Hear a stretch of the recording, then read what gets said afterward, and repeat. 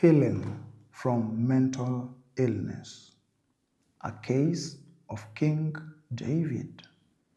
In the previous video, I've shared about how King David struggled with mental illness. But again, having gone through that, remember we said that it is normal for a man to go through pain, to suffer mental illness. It is part of life. It's normal. But staying in ability to understand how to overcome that pain is a challenge. This being mental health, the month of June is celebrated every year. Today I want to share in this video about healing from mental illness. I want to begin by reminding the men that are listening to me that healing is not the absence of pain, but the presence of God in it. Healing is not the absence of pain, but the presence of God in it.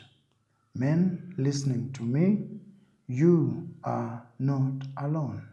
And I want to draw some principles from King David, how he overcame the pain of family, the pain of self, the pain of leadership. And one of the things we see King David did is what we call catharsis. Catharsis. Catharsis simply means is a technical word that means emotional release that brings relief.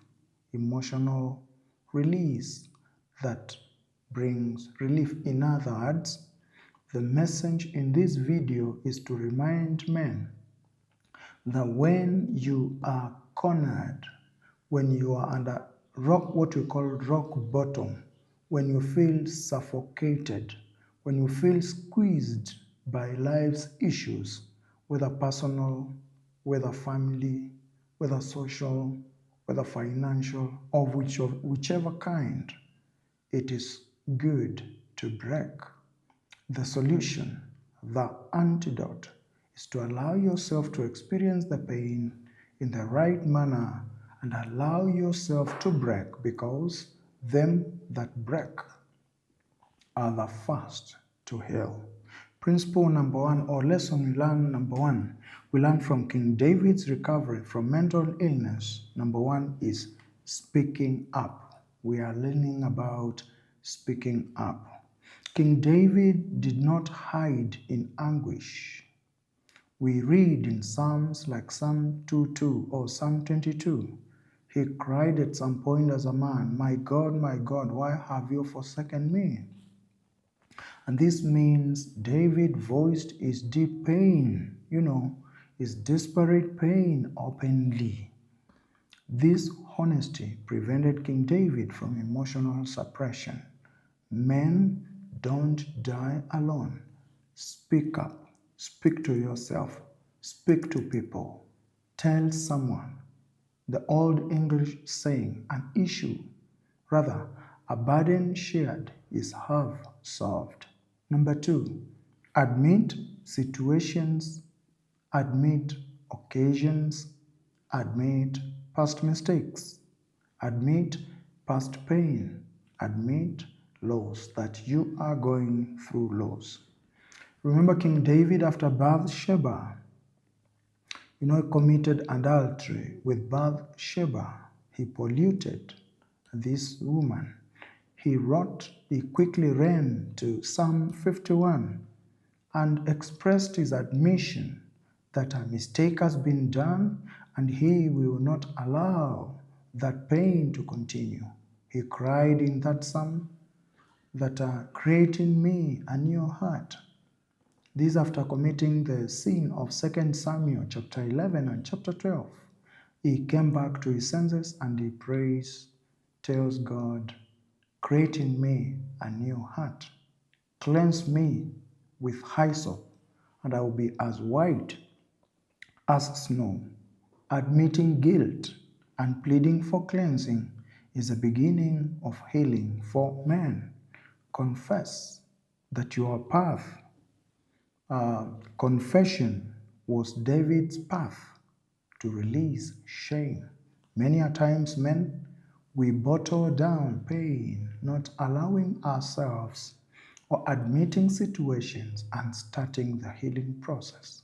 Number 3 lesson we learned from King David is that he allowed himself to mourn.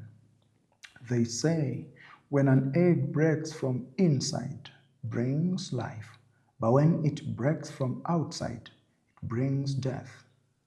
Again, they say, when tears are shed outside, they bring healing, but when they are shed from inside, they bring pain or a wound, and a wound that never easily heals. Allow yourself to mourn. David mourned deeply about his son, the death of his son Absalom, in 2 Samuel 18 and 33. But again he shifted the focus to hope, reminding himself of God's faithfulness. It is said that it is the Swiss psychiatrist Elizabeth Kubler-Ross who says in her book that human beings mourn through 5 stages: denial, anger, bargaining, depression, and finally acceptance. And I believe that when we allow, especially men, allow ourselves to mourn, we heal fast. These African stereotypes, especially African men, must come out of. We hear people, mature people ask, why are you crying? Are you a baby? Are you a child? Are you a woman? Are you a girl? A real man does not cry. My dear listener, those are stereotypes. Stereotypes are stories that cannot be scientifically or logically substantiated. There's no logic in them. Stop being a student of stereotypes and become a student of science, of reality, that David broke. It is not bad to break. Allow yourself to mourn. Allow yourself to break when you have family issues, when you have job-related issues, when you have relative-related issues. Do not suffocate. Do not bottle down that pain and those tears. Break. Them that allow themselves to break are fast to heal, says Elizabeth Kubler-Ross, the Swiss psychiatrist. The other thing is tell God. At times, when we are suffering from mental illness, we look right, left, center, and we see nobody to read with us, to understand us. And this is where now hopelessness comes. And when hope is withdrawn from us, we become like any other wild beast. And therefore, I want to remind men today, there is one. If you subscribe to Christianity, or if you subscribe to religion, you believe in the existence of God, you are theist, tell God, tell God.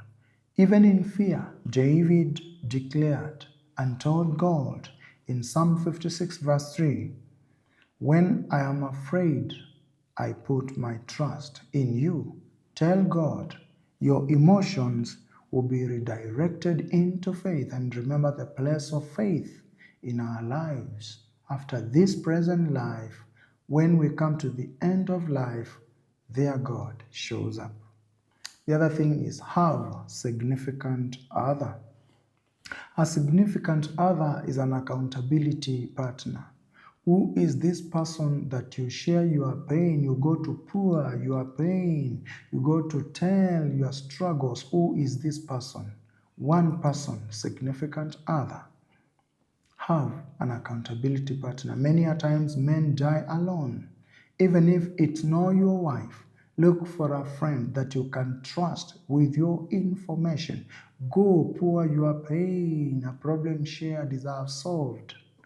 David leaned on Jonathan, King Saul's son. He had, a significant other. He had an accountability partner to share his pain. He also had his mighty men, showing that companionship was part of his healing.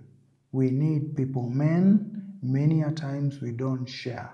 We bottle down. We suffocate ourselves. We die alone.